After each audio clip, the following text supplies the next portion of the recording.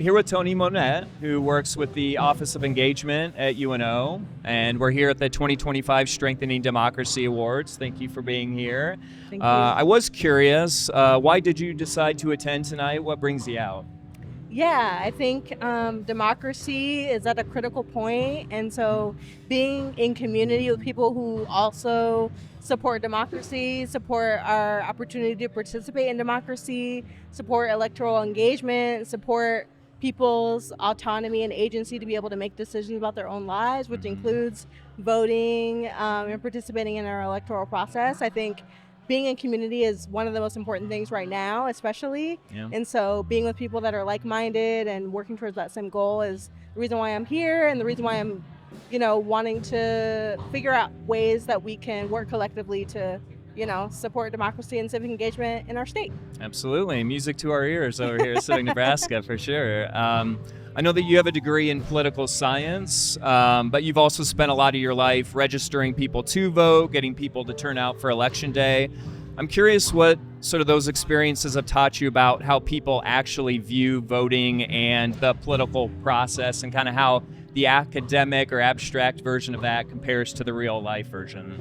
Yeah, I think sometimes we talk about democracy as a system, and I think there are certain communities, so marginalized communities, young people sometimes that are a little bit apathetic to the democracy system. And so I think talking about it as more of a human element, so talking about it as voting doesn't just vote for a person, but it votes for you making decisions about your own life and having the agency to make decisions about what you can do every day, how your family members, your friends, your community is impacted, how you personally are impacted by the decisions that the people that you vote for and the system that you're participating in operates. And so I think a lot of my experiences have taught me that people want to resonate with participating, and that means talking about how it affects them locally, how it affects them day to day, and how public officials that are making decisions impact how much you get paid at your job,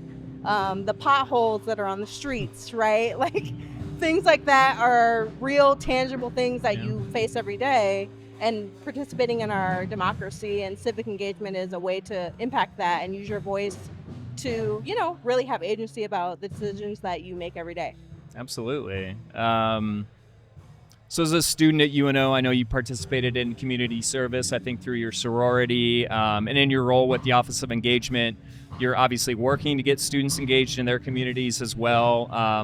Why do you think that type of local engagement, especially at that stage of life, is so important to becoming an active member of democracy? And what do you think people either overlook or maybe misunderstand about getting involved that way at the local level?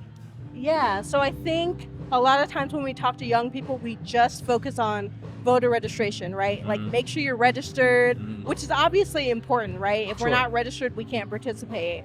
But I think I always talk to my students about it as like a life cycle, right? So registering to vote is step one. Turning out to vote is step two. Sure. And then, regardless of whether your candidate that you were really excited about wins, there's a responsibility for you to continue to hold them accountable, right? And that means, maybe participating in ballot initiatives, which are citizen opportunities to talk about what you care about, whether that be showing up at the legislature and advocating, right? Advocacy is a huge determiner and resonates with young people, right? Because they want to impact issues, not just candidates or parties, right? And that's the power, I think, of being in that space. Is research tells us that students vote based on issues, not based on parties or candidates. And so being able to talk to them about real issues and being able to engage them in different lanes of advocacy as it relates to civic engagement, whether that's showing up at a protest, because that's also civic engagement, or writing your senator, or thinking about how you can write a letter to the editor, right? Thinking about how you can work on a campaign if you have social media skills. Like all of those opportunities are available to them. Sure. And thinking about what their skills are, what their interests are, what their passions are, what their, non-negotiables are. Yeah. And letting them, kind of follow that path, I think is really important to get them engaged in the process. And then thinking about how, once you get engaged, how you can bring other people along with you. Right. So that relates to like coalition building and organizing, and how can you, each one teach one, each one, bring somebody along Right. to really participate in the process. And so I think I found that helpful in my work, in working in higher education and working with that population of, really, emerging voters. Like they're going to be one of the largest populations of voters going forward, right? True. So we have to make sure we engage them. Absolutely. What do you think it takes to get people who might not see the value of civic engagement or maybe don't see themselves as civic leaders to kind of get off the sidelines and get involved? I know you've talked about some of the ways of trying to do that, but what would you say are the most effective ways of kind of trying to reach folks like that? Yeah, I think making it real for them. And what I mean by that is talking about, a local election. I think it was Douglas County Commissioner, I believe, that was won by like 4 votes. What was it, a couple of years ago, right? Sure. So like people don't know those examples necessarily. Right. So literally your single vote can make a huge difference, like literally can make a single difference. And if you talk about representation, if you talk to people about like, there are very small percentages of Black and brown people, for example, or people who have historically been left out of the process, that are public officials locally, statewide, and nationally, right? And so making it real for them that, you don't have to know everything about every issue. Right. You can be an expert on your personal lived experience, I think is my message usually. And how can you use your lived experience to really like talk to a legislator in your state, talk to your city council person, because you're on the ground and sometimes they are and sometimes they're not. Right. So, I think it's just important to let people use their own personal experiences and speak in their own voice in the process. And I think that makes a world of difference versus, just vote because it's important, right? Or your ancestors died for it, which is not wrong. Right. And most social movements were started by, people that were meeting in church basements, right? But I think people want to know how it relates to them and what their value add is going to be from participating. So True. I know that you've worked to sort of advance socioeconomic and political equity for women and women of color with the National Coalition of 100 Black Women, the League of Women Voters here in Nebraska. Where would you say that work stands in the year 2025, and what do you think it'll take to continue sort of making progress on those fronts? Yeah, I think that if you look at data, Black women have carried, especially presidential elections, for decades. Right? They always turn out to vote. They always bring people with them. They always make sure that they're trusted messengers in their communities because they play so many different roles in communities, I feel like.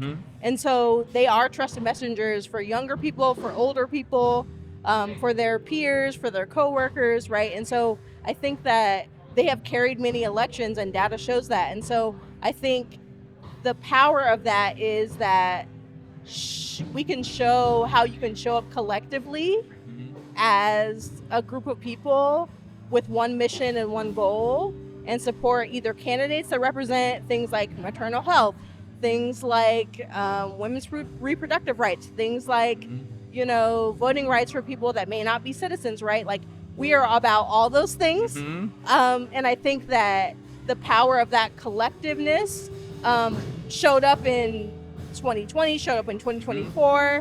And I think we have the ability to rally people, even Black men, even, people that might feel disenfranchised by the system to participate, right? And so I think for me, joining that organization was about really centering communities that have been marginalized and showing them that they have a place here, they belong.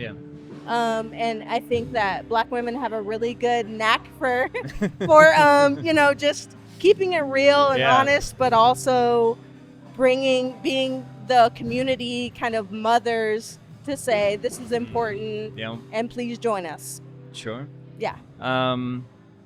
I also wanted to ask about your experiences with the Nebraska Writers Collective. I know that you're a teaching artist.